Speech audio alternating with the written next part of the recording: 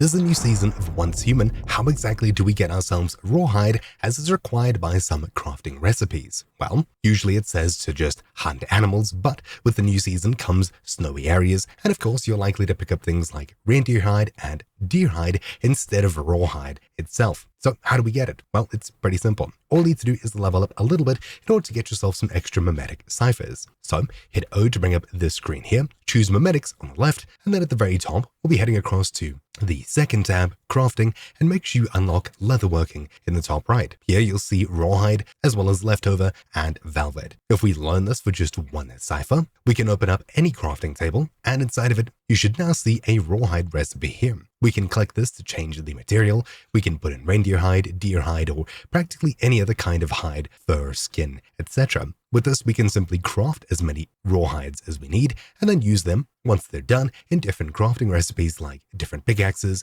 etc. The same can be done with leftovers as well. Anyways, that's it. Hopefully you found this video useful. Thank you for watching. My name is Troubleshoot, and I'll see you all next time. Ciao.